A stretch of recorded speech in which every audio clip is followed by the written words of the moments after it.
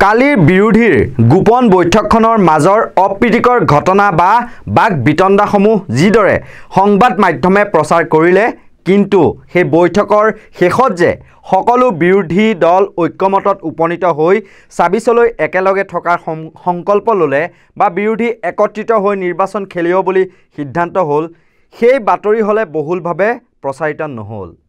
হিয়া গৌণ কৰি ৰখা হ'ল দুটা ৰাজনৈতিক দলৰ মাজত আদৰ্শগত সংঘাত বা মতানৈক্য থকাটো স্বাভাৱিক কথা একত্ৰিত হ'ব খোজা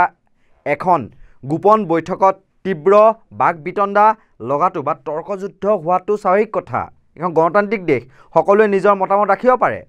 সেইবুলি আৰু ৰাজস্থান বিজেপিৰ কাৰ্যালয়ত এখন আসনক লৈ মাৰপিট ঠেলিয়া গতিওৱা পৰ্যায়টো পোৱাগৈ নাই দিয়কচোন বা ৰাজ্যিক বিজেপিৰ কাৰ্যালয়তো কোনোবাই কাৰোবাক বোলে গালত একদম থপৰিয়াই দিলে সেইবোৰ খবৰো নোলোৱা নহয় দিয়কচোন কাৰোবাৰ মত নিমিলি বৈঠক ত্যাগ কৰি ওলাই আহিছে সেয়া হয়তো পৰৱৰ্তী পৰ্যায়ত ঠিক হৈ যাব বা একেখন মঞ্চতে সকলো আহিব সময়ৰ আহ্বানত প্ৰদ্যুৎ বৰদলৈ মই নাথাকো বুলি ওলাই অহা ভিজুৱেল এটাকে বিৰোধীৰ একতা সুপাৰ ফ্লপ বিৰোধীত মহাফাট অখিল প্ৰদ্যুতৰ তীব্ৰ বাকযুদ্ধ সেই দিশটো বাৰেপতি দেখুওৱা হ'ল কিন্তু এটা কথা আকৌ কৈছোঁ সেইখন আছিল এখন গোপনীয় বৈঠক বিশিষ্ট বুদ্ধিজীৱী ডক্টৰ হীৰেণ গোহাঁইৰ নেতৃত্বত অসম নাগৰিক সমাজে বিৰোধী ৰাজনৈতিক দলসমূহক একত্ৰিত কৰাৰ স্বাৰ্থতে সোণাপুৰৰ অতিথি ৰিজৰ্টত গোপনে একত্ৰিত হৈছিল কিন্তু সভাৰ প্ৰায় ৪৫ মিনিট যোৱাৰ পাছতেই ৰুদ্ৰমূৰ্তি ধৰি ওলাই আহিল প্ৰদ্যুৎ বৰদলৈ পাছে পাছে তেওঁৰ মুখৰ পৰা কথা উলিয়াই বিগ ব্ৰেকিঙৰ ৰূপ দিবলৈ খেদি গ'ল বুমকিটা লৈ সাংবাদিকসকলে প্ৰদ্যুৎ বৰদলৈও খঙতে অখিল গগৈৰ বিৰুদ্ধে দুই এষাৰ ক'লে ঠিক তেনেদৰে অখিল গগৈয়েও নিৰ্বাচনৰ সময়ত মিত্ৰতা ভংগ হৈ যায় বুলি কোৱাৰ লগতে কংগ্ৰেছে শেষত আসন এৰি দিব নিবিচাৰে বুলিও মিহি মিহিকৈ কটাক্ষ কৰিলে তাকে লৈ বিগ ব্ৰেকিং প্ৰতিবেদনৰ খেলা আৰম্ভ হৈ গ'ল কিন্তু সভাৰ শেষত যে বিজেপিক প্ৰতিহত কৰিবলৈ সকলো বিৰোধী যে ঐক্যমতত উপনীত হ'ব বা হ'ল বুলি ক'লে সেয়া হৈ পৰিল একেবাৰে গৌণ বিতৰ্ক হৈ উঠকে কি হৈছে কিন্তু অৱশেষত এইটো সিদ্ধান্ত হৈছে যে সকলো দলে লগ লাগি এটা বিৰোধী বৃহৎ বৃহত্তৰ ঐক্য মঞ্চ তৈয়াৰ কৰিব আৰু তেনেকুৱা একেলগে ঐক্যমতত থাকিবলৈ বিচাৰিছিলে ওলাই গুচি গৈছে আপুনি সেইটো কথাত বেছি জোৰ দি আছে আমি দিব নোৱাৰোঁ এগৰাকী সাংসদ ওলাই গৈছে সেইটো কথা জোৰ দি থকাতকৈ এইটো কথা পাতক সোধকচোন মই সেইটো কম নহয় সাংসদগৰাকী ওলাই গুচি গৈছে সাংসদগৰাকী ওলাই যোৱাটো ডাঙৰ কথা নহয় আনিব বিচাৰিছে ৰাজনৈতিক দলবিলাক আমি যিটো প্ৰক্ৰিয়া আৰম্ভ কৰিছিলোঁ ডক্টৰ হীৰেণ গোহাঁইৰ নেতৃত্বত হৰকৃষ্ণ ডেকা আমি ছগৰাকী ব্যক্তিয়ে যিটো প্ৰচেষ্টা চলাই আছিলোঁ কিছুদিনৰ পৰা তাৰ আজি প্ৰথম এটা সফলতা বুলি এইটো ক'ব পাৰোঁ সফলতা এইকাৰণে যে সকলো দল তেখেতসকলে বিচৰাৰ দৰে বা আমি বিচৰাৰ দৰে ইয়াত সমবেত হৈছে আৰু এনেকুৱা এটা গুৰুতৰ বিষয়ত বিজেপিৰ বিৰুদ্ধে যিখন যুদ্ধ হ'ব এনেকুৱা এটা বিষয়ত যুক্তি তৰ্ক বিতৰ্ক এইবোৰ স্বাভাৱিক কথা সেইটোত ইমান গুৰুত্ব দিবলগীয়া একো নাই তেখেতৰ কিবা এটা ব্যক্তিগত খঙত হয়তো তেখেত ওলাই যাব পাৰে সেইটোৰ বিষয়ে মতামত নহয় কিন্তু মূল বাকীবোৰ কোনো ওলাই যোৱা নাই ভূপেন বৰাটো আছে গতিকে প্ৰধান সভাপতিগৰাকী আছে তাত শেষত এইটো সিদ্ধান্ত হৈছে যে আমি ২৬ৰ নিৰ্বাচনত সকলো দলে একলগ হৈ যুঁজিব লাগিব আৰু প্ৰথম পৰ্যায়ত আজি আমি সেই দিশত সফলতা অৰ্জন কৰিছোঁ আৰু দ্বিতীয় পৰ্যায়ত বাকী যিবোৰ দল বাহিৰত ৰৈ গৈছে তেওঁলোককো আমি এই আলোচনাৰ মাজলৈ আনিম আৰু আমি ইয়াত বহিম এইটোৱে হৈছে মূল কথা কাৰণ ২৬ নিৰ্বাচন আছে আপোনালোকৰ স্বাধীনতা আপোনালোকে ক'ব আমি ঐক্যমতৰ কথাটো ক'লোঁ নহয় যে ঐক্যমত এইটোৱে যে আজিৰ সভাৰ সিদ্ধান্ত এইটোৱে যে সকলোৱে বিজেপি বিৰোধী এটা বৃহত্তৰ ঐক্যমতত উপনীত আজি হৈছে তাৰ পৰৱৰ্তী কাৰ্যসূচী ক'ত এখন বুজাবুজি ক'ত কি সেইবোৰ হৈ আৰু এটা কথা বিশেষকৈ কংগ্ৰেছে এৰিব লাগিব মই বৰ স্বভাৱ ৰাইজৰ দল অসম জাতীয় পৰিষদেও এৰিব লাগিব মই বৰ স্বভাৱবোৰ হাৰিয়ানা দিল্লী মধ্যপ্ৰদেশৰ নিৰ্বাচনৰ পৰা কিবা শিকিছেনে বিৰোধী নেতাসকলে গোপনীয় বৈঠকত কিবা তৰ্ক বিতৰ্ক লাগিলেও তাতে সেইবোৰ এৰি এখন ধুনীয়া হাঁহিমুখীয়া মুখ লৈ বাহিৰলৈ যদি ওলাই আহে তেতিয়াতো সাংবাদিকে গমেই নাপালেহেঁতেন কি হৈ আছে ভিতৰত এইটো কৰিব নোৱাৰেনে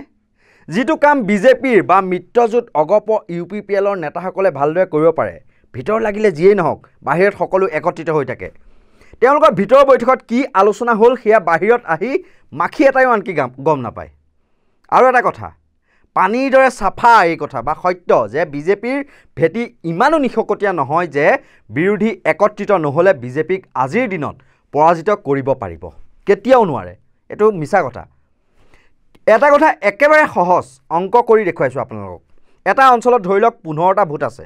আৰু সেই 15টা ভোটৰ ধৰি লওক শাসকীয় দল হিচাপে বিজেপিৰ হাতত 6টাহে ভোট আছে, মানে 6জনে বিজেপিক সমৰ্থন কৰে, বাকী বিজেপি বিৰোধী ভোট আছে মুঠ 9টা। আৰু সেই 9গৰাকীয়ে একেলগে এজন বিজেপি বিৰোধী প্ৰাৰ্থীক যদি ভোট দিয়ে তেন্তে নিশ্চয়কৈ সেই প্ৰাৰ্থীগৰাকী সেই অঞ্চলত জয়ী হ'ব।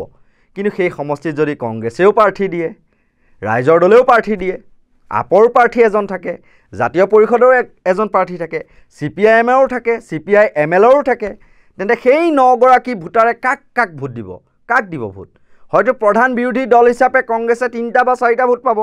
বাকী ৰাইজৰ দলে 2টা ভোট পাব পাৰে, অসম জাতীয় পৰিষদে 1টা পাব পাৰে, বা বাকী 2টা বা 3টা এটা বিৰোধী শিবিৰৰ প্ৰাৰ্থীগৰাকীক দি থৈ আহিব। আৰু যাৰ ফলত বিজেপিক বেয়া পোৱা বা বিজেপিৰ নীতিক বেয়া পোৱা ভোটাৰৰ সংখ্যা বেছি থকাৰ পাছতো বিৰোধী শিবিৰৰ মাজত ভোট বিভাজন হোৱাৰ ফলতেই মাত্ৰ 15জনৰ 6জনে সমৰ্থন কৰা বিজেপিৰ প্ৰাৰ্থীগৰাকী কিন্তু জয়ী হৈ যাব। সকলো মুঠতে একেবাৰে সংখ্যাৰ খেল, যাৰ হাতত সংখ্যা থাকে সিয়েই জয়ী হ'ব। আৰু এটা কথা, আজিৰ দিনত কংগ্ৰেছৰ তৃণমূল পৰ্যায়ৰ ভেটিও ইমানো সবল নহয় যে যদি তোৰ ডাক শুনে কেউ নাচে তবে একলা চলো ৰে বুলি ভূপেন বৰাই কৈ অকলে বিধানসভা নিৰ্বাচনত জয়ী হ'ব একেবাৰেই নোৱাৰে। ঠিক সেইদৰে 4-5খন আসন ইজিলি পাই যাম বুলি আশা পালি থাকিলেও ভোট যুদ্ধখন ইমান সহজ নহয়, বা ৰাইজৰ দলৰ তৃণমূলৰ ভেটি কল্পনা কৰি থকাৰ দৰে ইমানো সবল হৈ উঠা নাই বৰ্তমানলৈকে। সেয়েহে মুখেৰে কেৱল এই চুঙাকেইটাৰ সন্মুখত একমাত্ৰ বিজেপিক পৰাভূত কৰাৰ স্বাৰ্থত মানে বিৰোধী ঐক্য হ'ব লাগে বুলি চিঞৰি থাকি পাছত আকৌ সেই চুঙাৰ সন্মুখতে বিৰোধী কোনো নেতাৰে বদনাম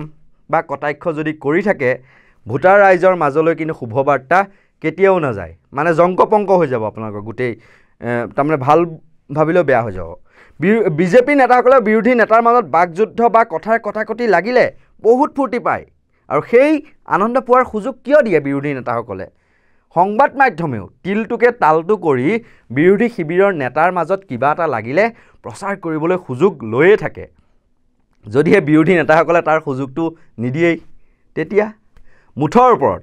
বিশিষ্ট বুদ্ধিজীৱী ডক্টৰ হীৰেণ গোহাঁয়ে বিৰোধীক ঐক্য কৰাৰ চেষ্টা কৰিলেও মূল ভূমিকাটো তৃণমূল পৰ্যায়ত গৈ ল'ব লাগিব বিৰোধী ৰাজনৈতিক দলৰ আগশাৰীৰ যিসকল নেতা সেইসকলে আৰু লগতে কৰ্মীসকলেহে।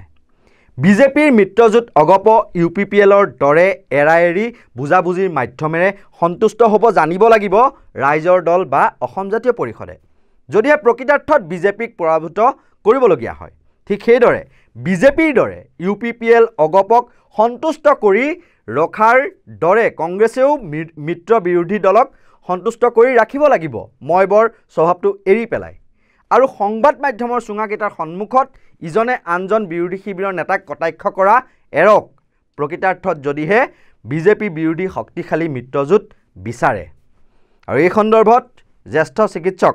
ডাক্তৰ নৱনীল বৰুৱাই ফেচবুক যোগে লিখিছে এইদৰে: বিৰোধী ঐক্যৰ বাবে নাগৰিক সমাজে লোৱা পদক্ষেপ অতি প্ৰশংসনীয়, কিন্তু নাগৰিক সমাজে নিজৰ সীমাবদ্ধতাও বুজিব লাগিব। গোহাঁই ছাৰকে আদি কৰি সকলোৱে ৰাজনীতিবিদসকলক একগোট খোৱা আৰু ঐক্যৰ প্ৰয়োজনীয়তা দোহৰাটোহে কাম। কোনে কেইটা সমষ্টিত যুঁজিব, কোনে কোন সমষ্টিত যুঁজিব, কাক টিকট দিব, এই কথাবোৰ বাস্তৱ ৰাজনীতি। এই কথাবোৰ গুৱাহাটীত বহি অনুধাৱন কৰা অসম্ভৱ, বিশেষকৈ ক্ষেত্ৰভিত্তিক জনসম্পৰ্ক বা অধ্যয়ন নোহোৱাকৈ তেনেই নিৰৰ্থক। যেনেকৈ অভিভাৱকে ছাত্ৰ ছাত্ৰীক পঢ়া মেজলৈ আনিবহে পাৰিব, কিন্তু নিজেই পঢ়ি পৰীক্ষাত অৱতীৰ্ণ হ'ব নোৱাৰে, তেনেকৈ নিৰ্বাচন ৰাজনীতিবিদেহে খেলিব লাগিব আৰু আসন ভাগ বতৰা তেওঁলোকে নিজেই কৰিব লাগিব। মই ভাবোঁ প্ৰতিটো দলে তেওঁলোকৰ নিজৰ পচন্দৰ ছিটকেইটাত তেওঁলোকৰ কোন প্ৰাৰ্থী আগতীয়াকৈ নাম দিয়ক, আৰু লাগিলে ৰাইজৰ দল অজাপয় 126টাতেই নাম দিয়ক। তাৰ পাছত প্ৰতিটো সমষ্টিত কোনজনৰ জয়ৰ সম্ভাৱনা আটাইতকৈ বেছি সেইজনৰ বাবে ঐক্যমত গ্ৰহণ কৰক। সমষ্টি কোনো লাড্ডু নহয় যে মোক 20টা মোক 30টা কৰি ভাগ কৰিব। নিজৰ দলৰ পৰাজিত প্ৰাৰ্থীৰ সংখ্যা বঢ়োৱাতকৈ বিজয়ী প্ৰাৰ্থীৰ সংখ্যা বঢ়োৱাটোহে জৰুৰী। বাহিৰা মানুহ বুদ্ধিজীৱী নাগৰিক সমাজলৈ আহ্বান, কোনেও যেন বিশেষ কোনো প্ৰাৰ্থীৰ হৈ কোনো দলক হেঁচা নিদিয়ে। দলৰ নেতাসকলে আপোনালোকক সন্মান কৰে, তেওঁলোকক অসুবিধাত নেপেলাব। কিবা বিশেষ পৰিস্থিতি যেনে বিহালীৰ কথা অৱশ্যে সুকীয়া। হাফিজ ৰছিদ চৌধুৰীদেৱক মই বহু বছৰৰ পৰা জানো আৰু শ্ৰদ্ধা কৰোঁ, কিন্তু যোৱা নিৰ্বাচনত তেখেতক টিকট দিব লাগে বুলি এখন আবেদনত মোক চহী কৰিবলৈ কৈছিল। মই নকৰিলোঁ, কাৰণ সেইটো কংগ্ৰেছৰ আন্তৰিক বিষয়। পুনৰ কৈছোঁ, সংখ্যাৰ খেল। বিজেপিৰ শিবিৰ ভোটৰ সংখ্যা কম বেছি নাথাকিলেও কোনো সমষ্টি যদি বিৰোধী শিবিৰৰ মাজত একতা নথকাৰ ফলত ভোট বিভাজন হৈ কম সংখ্যক পকেট ভোটৰে জয়ী হ'ব কিন্তু বিজেপি। এয়া হৈছে সংখ্যাৰ খেল। আৰু যদিহে পুনৰ কৈছোঁ 15টা ভোটৰ কেৱল 6টা ভোটহে বিজেপিৰ পক্ষত থাকে, 9টা ভোট যদি সৰহ সংখ্যক ভোট যদি বিৰোধী পক্ষত থাকে, তথাপিও বিৰোধী শিবিৰৰ মাজত একতাৰ অবিহনে তেওঁলোকৰ মাজত ভোট বিভাজন হৈ সেই 6টা ভোট তাৰমানে পকেট ভোটেৰে জয়ী হৈ যাব পাৰে বিজেপিৰ যিগৰাকী প্ৰাৰ্থী সেইগৰাকী। এনেকুৱা ধৰণৰ সত্য নিৰপেক্ষ যিসমূহ বিশ্লেষণ, তাৰ বাবে আপোনালোকে চাই থাকিব নৰ্থ ইষ্ট নাও। ধন্যবাদ।